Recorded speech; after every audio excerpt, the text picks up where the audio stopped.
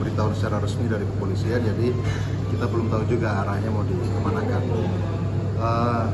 Tapi kalau memang informasinya, ya kan, informasinya bahwa kasusnya akan segera digelar, itu kan informasi dari pengacara sana ya, bahwa akan segera dilakukan gelar perkara dan akan menaikkan status sebagai tersangka, itu nanti akan kita coba dalami. Tapi yang pasti pemberitahuan resmi sampai sekarang belum ada dari polisi. Pertama, kedua, kalau diminta bicara sedikit soal kasusnya, kasus ini sebenarnya sudah bergulir sejak tahun 2022. Sejak 2022 kasusnya bergulir di Barreskrim dan sampai hari ini ya kita juga belum tahu update-nya seperti apa. Mengenai materinya, Wanda Hamidah atau klien kami itu kan disangkakan atau dituduh melakukan pencemaran nama baik terhadap si pelapor. Apa yang dicemarkan nama baiknya? Ini terkait dengan peristiwa yang dulu sempat ramai di 2022 itu, ketika Wanda mengadvokasi kediaman dari keluarganya di Menteng itu, dan kemudian sempat ramai juga dengan beberapa masa yang hari itu datang. Nah, kemudian setelah itu Wanda melakukan komplain atau sedikit protes lewat akun Instagramnya. Di situ dia menyebut soal ada dugaan keterlibatan mafia tanah dalam peristiwa itu, tanpa sedikit pun dia mengidentifikasi atau menyebut identitas secara jelas siapa yang dia maksud sebagai mafia tanah. Tapi rupanya mungkin pelapor merasa terserang kehormatannya dengan pernyataan Wanda itu, sehingga kemudian dia dilaporkan ke Barreskrim Polri gitu. Nah, kalau itu sebaiknya memang ditanyakan kepada pihak penyidik dan penegak hukum. Kenapa? Karena itu yang kami sampaikan, bahwa Wanda ini awalnya dilaporkan atau klien kami dilaporkan atas tuduhan melakukan pencemaran nama baik sebagaimana diatur di pasal 27 ayat 3 Undang-Undang ITE. Nah, Undang-Undang ITE itu sudah direvisi pada tahun 2024. Pasal 27 ayat 3 itu pun dalam Undang-Undang ITE yang terbaru itu sudah tidak ada. Jadi kalau kemudian proses ini dilanjutkan, ya, proses penyidikan ini dilanjutkan dan ada penetapan tersangka, nanti kan dalam surat penetapan tersangka itu kan ada dasar hukumnya. Dasar hukumnya apa? Pasal 27 ayat 3. Nah, sementara pasal 27 ayat 3 itu kau cari dimanapun udah nggak akan ketemu, udah nggak ada di hukum kita, itu udah nggak ada. Jadi saya bilang pasal yang disangkakan dilakukan oleh Wanda Hamidah itu sebenarnya saat ini sejatinya juga sudah tidak ada, sehingga kami juga bertanya-tanya bagaimana proses ini selanjutnya. Nah, yang bisa kemudian melakukan melakukan koreksi terhadap ini tentu bukan kami, tapi penyidik, ya kan. Nah, sehingga hari ini kami serahkan sepenuhnya kepada pihak kepolisian, penyidik untuk melakukan tindakan-tindakan yang sesuai hukum gitu. Kalau memang, tapi kami meminta kepada kepolisian juga untuk segala sesuatunya itu kalau bisa itu berdasarkan hukum gitu kan, berdasarkan hukum yang berlaku. Sekali lagi, berdasarkan hukum yang berlaku, bukan berdasarkan hukum yang tidak berlaku gitu loh. Kan begitu kalau kita sering tengok pernyataan orang, berdasarkan hukum yang berlaku, kan begitu. Lah pasal 27 ayat 3 itu sudah tidak berlaku lagi gitu loh. Sehingga kalau itu terus dipaksakan nanti kan jadi bahan tertawaan oleh kita semua gitu loh. Kok hukum yang tidak berlaku lagi masih terus dipakai gitu loh. Dahulu pernah ada beberapa kali mediasi, ya kan, tapi mediasi itu tidak menemukan solusi yang terbaik untuk semua pihak. Kira-kira begitulah bahasanya. Sehingga saya rasa karena tidak ada solusi, maka mungkin prosesnya ini tidak bisa dihentikan di sini gitu. Itu aja. Tapi yang pasti ya itu sih yang saya harus tekankan dan saya garis bawahi berulang-ulang, bahwa sekali lagi undang-undang itu sudah direvisi gitu loh. Undang-undang itu sudah direvisi. Mungkin nanti pihak kepolisian bisa berkonsultasi kepada yang lebih ahli gitu. Mungkin kepada ahli ITE, kepada Kementerian Komunikasi barangkali, atau ahli hukum yang menguasai soal ini, bidang ini, mungkin itu bisa menjadi salah satu opsi untuk dilakukan gitu. Itu ya kita nggak tahu ya kenapa kemudian dibuka kembali sekarang, karena yang paling tahu soal itu kan tentu yang melontarkan pernyataan pertama kali. Kalau kami sifatnya sampai hari ini masih pasif ya, kita menunggu.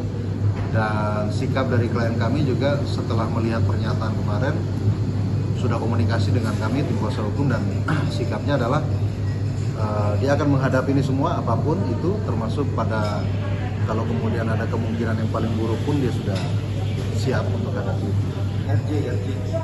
RJ itu kan sudah berapa kali dilakukan, permintaan yang disampaikan oleh pihak pelapor itu juga kami sudah dengar, tapi mohon maaf sepertinya ya kan klien kami kurang berkenan untuk memenuhi itu, karena ada permintaan ada syarat untuk permintaan maaf ya melalui beberapa media begitu, yang sepertinya kayaknya itu sulit untuk dilakukan gitu.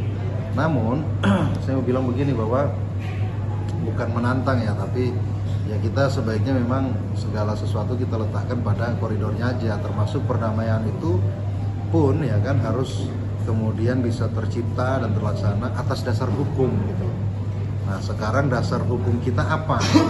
Kalau dasar hukumnya sudah tidak ada gitu kan, terus ya sebenarnya bukan perdamaian ujungnya, harusnya dihentikan kasusnya dan diulang gitu.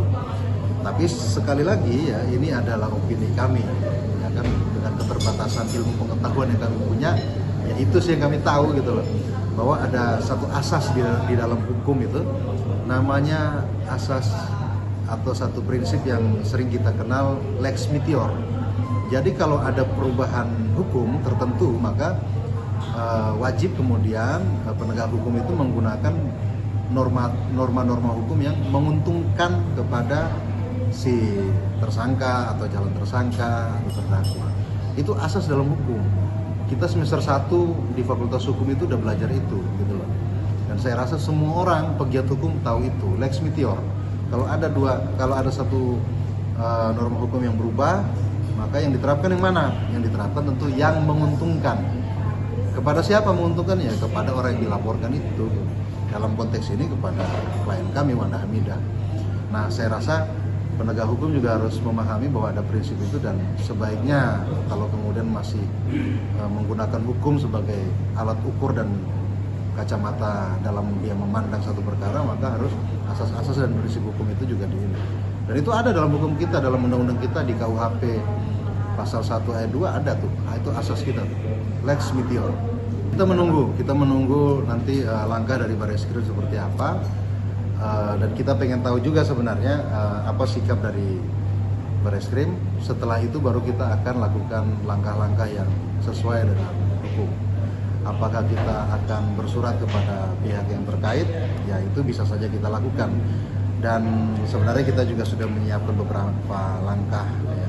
Tapi semua langkah-langkah itu baru akan kami tempuh kalau kemudian sudah ada tindakan konkret dari Barreskrim. Tapi saya ingatkan sekali lagi kepada bapak-bapak penyidik, kalau nonton ini, ya itu tadi ya, pakai hukum, ya kan, karena Anda penegak hukum, yang digunakan itu hukum.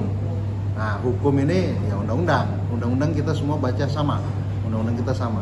Yang dibaca sama pengacara, yang dibaca sama Pak Polisi itu sama. Nah, Undang-Undang ITE pasal 27 ayat 3 itu sudah nggak ada di muka bumi lagi. Jadi kalau itu masih dipakai, kami mempertanyakan alasannya kenapa itu tetap dipakai. Ada, Wanda dari awal punya prinsip, dan kami punya prinsip, sepanjang yang dia suarakan itu adalah kebenaran dan keadilan, resiko apapun pasti diambil.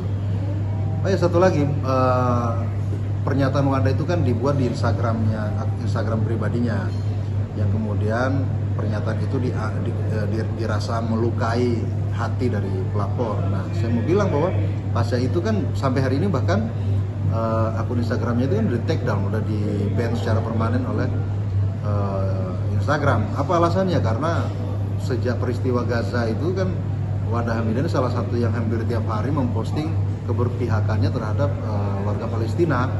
Nah, atas dasar itu kemudian akun Instagramnya di ban secara permanen. Jadi di mana yang dinyatakan Wanda melakukan pencemaran nama baik itu di akun Instagram. Akun Instagram yang mana? Akun Instagram yang sudah nggak ada juga. Jadi dua hal yang udah nggak ada. Pasal 27 ayat 3 udah nggak ada. Kemudian saluran atau Instagram, akun media sosial yang digunakan untuk melakukan protes terhadap keadaan yang dialami itu juga udah nggak ada gitu loh. Ya mungkin sudah di capture barangkali ya, sudah ada screenshotnya. Tapi kan fisiknya udah nggak ada tuh, barangnya itu udah nggak ada, udah hilang. Dicari dimanapun udah nggak ada.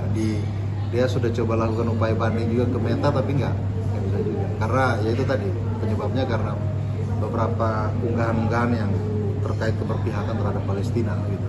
Sudah ada pada 2022 setelah ada laporan itu sudah diundang untuk klarifikasi beberapa kali, kemudian juga pihak kepolisian juga memfasilitasi untuk mediasi dalam rangka restoratif justice itu kepada pelapor, itu juga sudah beberapa kali juga, tapi ya belum ada ujungnya, itu aja kira-kira.